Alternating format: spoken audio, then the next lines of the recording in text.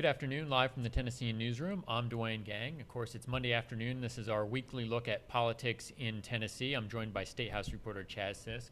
And we're going to talk a little bit about, we're going to talk about an important story that's facing Tennessee and an important decision facing Governor Bill Haslam, and that's whether or not to kind of expand the eligibility for TennCare. It was our lead story in today's paper, and of course, Chaz had talked to some people out there that are kind of on the verge where they are really struggling to pay for their health care now, but aren't quite eligible for TennCare. So outline for us what the decision facing the governor is at this point.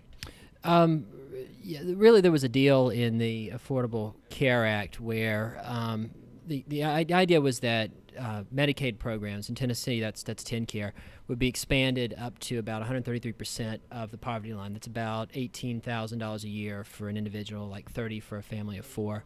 And the idea was that by expanding Medicaid, these people would get public insurance, essentially, so that they would go to the hospital less often. When they did go to the hospital, their care would be paid for.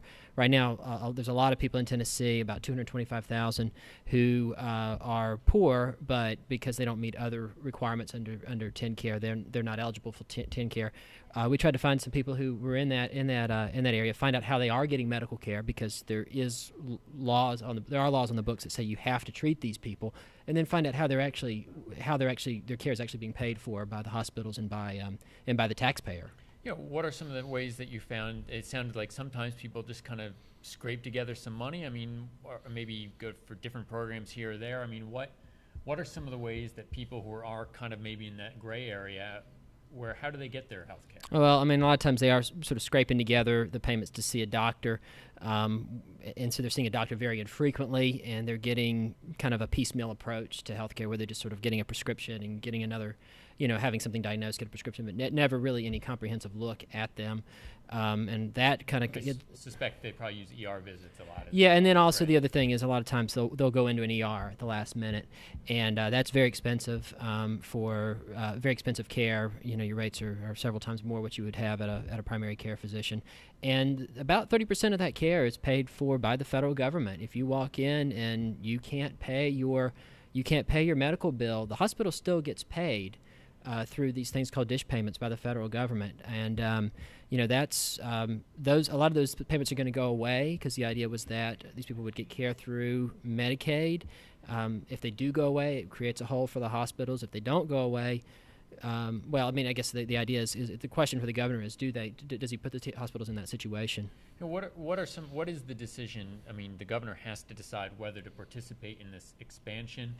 It's probably not, the expansion of, I know, is not as popular among Republicans. I mean, at this point, is he saying what he's going to do?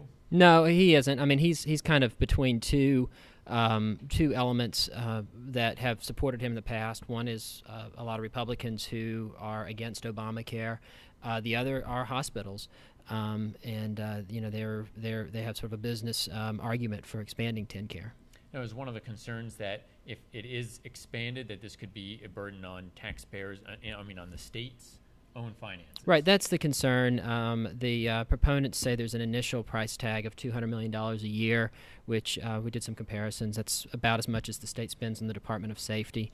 But there's some thought that those costs could grow down the road, that the government may not reimburse the state for extended care to more people. Right. So you're going to be keeping a lookout on what the governor is going to decide there. There's a lot of bills being filed in the House and the Senate. What are some of the ones that you're kind of keeping a lookout for and keeping a watch on this week? Yeah, I mean, we've seen hundreds of bills filed in just the last couple of days. There was several bills last week filed by State Senator Stacey Campfield that got a lot of attention. One dealing with welfare benefits that would reduce welfare benefits for people who don't send their children to school or whose children do badly in school. There was a sort of a revised version of the Don't Say Gay bill. It's called the Classroom Protection Act. I'm actually, I think just at the end of last week, State Senator Jim Tracy of Shelbyville filed a bill that would require women who seek an abortion to get an ultrasound before before the abortion can go forward. That's something that we're going to be looking at here in the next couple of days. There's some anti-UN bills, just really the whole gamut of it is out there. And speaking of Senator Campfield's kind of his "Don't Say Gay" bill and his response to a lot of constituents, you had that story about that email that he was sending. What's been kind of the fallout? Has there been any political fallout yet from that particular email and his response to constituents? Not quite yet. I mean, I think he may face some rebuke from within the caucus, but he's kind of a freewheeler within the Republican caucus, so it's tough to sort of predict what the fallout may be. I mean, he's been one to speak his mind in the past, and he's been reelected many times, and I think that's that's ultimately where it's all going to play out is at the voter level. I think that's at least what the initial response of the caucus was, and that's been the way it's been handled in the past. All right, sounds good, Chaz. Of course, you can follow Chaz on Twitter at ChazSisk and on the Tennessean.com's politics blog in session for all the latest this week from the State House. Chaz, thanks for joining us. We're going to shift gears and talk a little bit about local politics now. Where we are going to talk about the Metro Council and this kind of ongoing debate that we have in Nashville about the size of the Metro Council. My colleague Joey Garrison had a story in this morning's paper about this very issue, and he joins us now. Joey, thanks for being here. Yeah, thanks, Dwayne. So 40 members, it's been that way since kind of inception of Metro's Metro's government. inception in 1963, and basically what this discussion about how large our council is has been going on since it was created. But it's been brought up at this moment right now after a bill failed a couple months ago that would have ended this controversial lifetime health insurance benefit. So Councilwoman Emily Evans, who represents parts of Belmead, she says, well, hey, why don't we look at a more comprehensive view of various cost drivers to our system, including the 40 members that we have to pay here in Metro, making us, and 40 members, by the way, is the third largest council in the United States, with only New York and Chicago ahead of us, right. Which, as we know, are very considerably larger than Nashville here. I mean, has that been one of the ongoing criticisms of Metro government that, it just becomes a little unwieldy to have that many council members on there? Maybe makes things difficult to get accomplished? I found that it makes it...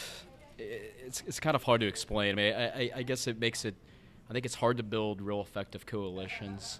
I think it's hard for key individuals to emerge from the council, and I think it's easier for the mayor to have a real mayoral-dominated system because I think they're really easily able to coalesce kind of their 20 to 25 key votes on items, making it very rare to ever defeat anything that this comes out of the mayor's administration. And we're 50 years into Metro government, of course, and if this is an ongoing debate, obviously nothing has changed. Do you think this time around she could get some traction on that legislation? No, and I actually don't think they will, but it's kind of interesting to look at 50 years later, and council members are at least talking about it. And the way I see this going down is this will... Again, this proposal, this study that she's proposed in this bill would look at various things. It would look at the issue of term limits. It would look at the issue of how much we pay our mayor, vice mayor, council members, whether these should be part-time, full-time positions, and the size of the council. So it's going to look at all those things. It'll be part of next year's budget. It'll get done by 2014. Maybe something could be brought to a public referendum by then, and that's how you have to change the Metro Charter. Right. But the problem is you'd have to have 27 council members vote and to put it on the ballot. And it's something that though I found 3 people that were all pretty thought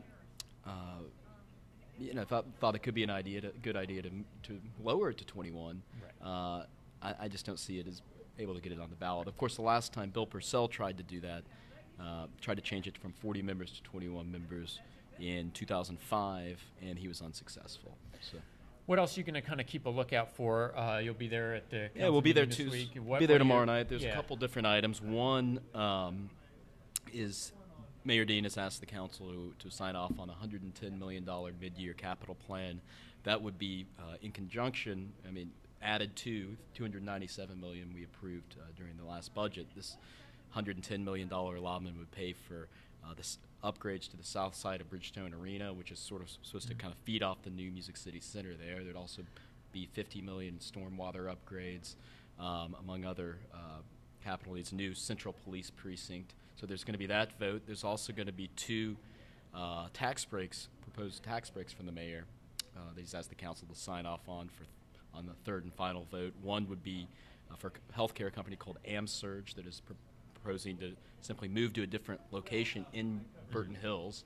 And then there's also the Seattle-based beef jerky company called Alberto, which maybe you've seen their jerky at various gas stations, but they are planning to open a production plant here kind of near 100 Oaks.